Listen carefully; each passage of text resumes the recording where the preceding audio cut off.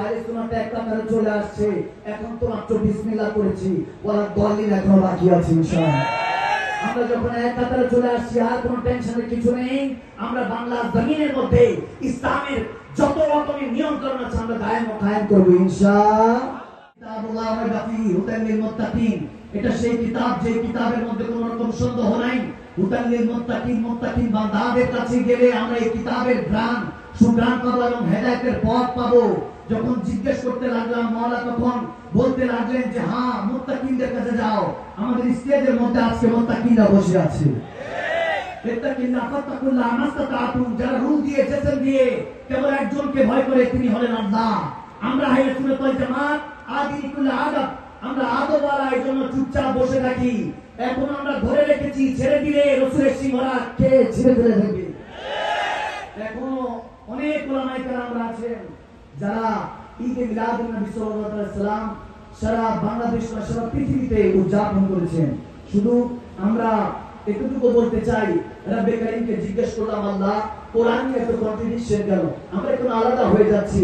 এই তো সেই কোরআন যে কোরআন পড়ে আবু বকর সিদ্দিক আকবর হয়েছিলেন। এই তো সেই কোরআন যে কোরআন পড়ে হযরত ওমর ইবনে খাত্তাব ফারুক আযম হয়েছিলেন। এই তো সেই কোরআন যে কোরআন পড়ে হযরত ওসমান গনি যুনরাইন হয়েছিলেন। এই তো সেই কোরআন যে কোরআন পড়ে শেখ আলী হায়দার কাররার হয়েছিলেন। এই তো সেই কোরআন যে কোরআনের জন্য বদরে 313 জন থেকে কারবালার 72 পর্যন্ত সংগঠিত হয়েছিল। সেই সময় ফায়দ ও বরকত দিলে এখন কেন বান্দার মধ্যে ফায়দ ও বরকত দিচ্ছে না, কেন কোরআনের মধ্যে কন্ট্রাডিকশন তালাশ করছে? তখন দেখতে লাগলাম আমাদেরকে তরিকাতের মুত্তাকিনরা আউলিয়া কামিলিনরা পড়াতে লাগলেন। যখন দেখলাম কোরআনের মধ্যে অনেক রকমের কনফিউশন আছে, যেমন কোরআনে পাকে আছে ইন্নাল্লাযীনা ইউবাইউনাকা ইন্নামা ইউবাইউনাল্লাহ ইয়াদুল্লাহি ফাওকা আইদিহিম, আল্লাহর হাতের জিকির আছে। যেমনি ভাবে লাম ইয়ালিদ ওয়া লাম ইউলাদ, আল্লাহর কোন অস্তিত্ব সম্পর্কে আমাদেরকে জানিয়ে দিয়েছেন, কাউকে জন্ম দেয়নি, কারো থেকে জন্ম নেয়নি। আমরা একই কোরআনে পাকের মধ্যে আমরা কেউ কেউ বলে থাকি কুল ইন্নামা আনা বাশারুম মিসলুকুম, সেখানে পড়ে আছি। আবার কেউ কেউ কোরআন থেকে আজ্জাকুনাল্লাহু নূরুন ওয়া কিতাবুম মুবিন সেই দলিল দিয়ে থাকি। জিজ্ঞেস করলাম মাওলা এই কন্ট্রাডিকশন কবে দূর হবে, কিভাবে দূর করব? আলিফ লাম মিম ইয়াসিন তাহা এভাবে তো আমাদেরকে পড়িয়ে রেখেছো, কিন্তু আমরা কোনটা বলবো? আল্লাহু রাসূলুল আলাম, উলামায়ে কেরামরা এগুলো জানেন। তো হরফে মুকাত্তাআত মুতাশাবিহাত মুহকামাত কিছু হরফিয়াত আছে, কিন্তু কিছু বিষয় আছে যেগুলোকে নিয়ে রেড জোন বলা হয়, আকীদা বানানো যাবে না। এজন্য আকীদা আহলে সুন্নাত আমাদেরকে এটাই শিক্ষা দেয়। আমাদের রাহবার ইমামগণরা বলছেন যে আমাদেরকে এটাই শিক্ষা দিচ্ছে হুদাল লিল মুত্তাকিন, মুত্তাকিনদের কাছে যেতে হবে, তাহলে কনফিউশন থাকবে না।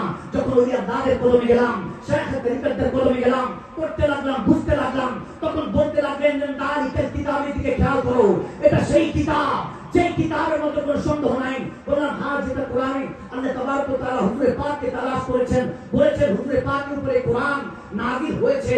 আরশে যখন আরশের মালিক লৌহে মাহফুজ থেকে ইকরা বিসমি রাব্বিকাল্লাযী খালাক আয়াত কারিমাগুলি এই জমিনের শেষ চিঠি, শেষ বার্তা আমাদের জন্য পাঠাচ্ছিলেন, প্যারা নবী সিনা মুবারকে পাঠিয়েছেন। ইমামগণরা রাখতে বলে নাদান বান্দা বুঝছ নাই কোরআন কার কথা বলা হচ্ছে। পড়তে লাগলাম, বুঝতে লাগলাম, আউলিয়া কামিলিনরা শিখাতে লাগলেন। কোরআন যখন অবতীর্ণ হয়েছে সাহাবায়ে কেরামরা জিজ্ঞেস করেছেন ইয়া রাসূলুল্লাহ ইয়া হাবিবাল্লাহ এটা কি? তখন বলছেন হাযাল কালাম কালামুল্লাহ, আল্লাহ কালাম। যখন এটা জানতে পারলাম, বুঝতে পারলাম, শেষ কথা 11 মিনিটে বুঝে যান, তখন আমাদের সমস্ত কিছু কন্টিনিউশন থেমে যাবে, সব মুসলমানরা এক কাতারে চলে আসতে পারবো। যখন বলতে লাগলেন ইমামগণ আমাদেরকে শিখাতে লাগলেন যে এইটাই সেই কোরআন। বললাম হ্যাঁ, আমার হুজুর থাকাকালীন অবস্থায় এই কোরআন ছিল না, এই কোরআন একত্রিত ছিল না। কিতাব বই হতে হলে তো একত্রিত হওয়া লাগে। আমার রাসূল আরবি 50 ইয়ার্স লেটার, 50 বছরের ইন্তেকালের 50 বছর পর পর্দার পরে তাহিরি আবু বকর সিদ্দিকের হুকুমে ওসমান গনি এটা লিপিবদ্ধ করেছেন, 4 খানা করে পৃথিবীতে ছড়িয়ে দিয়েছেন। আজকে অনেক হয়ে গিয়েছে, কিন্তু হাকিকত এখন আমরা বুঝতে পারি নাই। আল্লাহর ওলিরা ডাক দিয়ে বলছেন এখনো বুঝছ নাই কোন কিতাবের কথা, কোন কোরআনের কথা বলা হচ্ছে। আল্লাহ ওয়ালা ডাক দিয়ে বলছেন দালিকাল কিতাব দ্বারা রব্বে কারীম বুঝাতে যাচ্ছেন এটা সেই নবী লা রাইবা ফীহি, যে নবীর মধ্যে সত্য তালাশ করিস না। বারে নবীরা বলেন নবী এসেছেন উম্মতের হেদায়েতের জন্য, গিয়েছেন শাফাআতের জন্য। যখন নবীকে চিনতে পারলাম তখনই আমাদের কাছে সবকিছু ক্লিয়ার হয়ে গেল।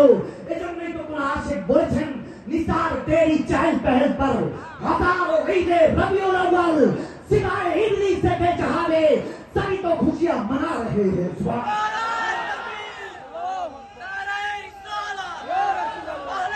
সেই নবীকে আমরা পেয়ে খুশি তো ইনশাআল্লাহ।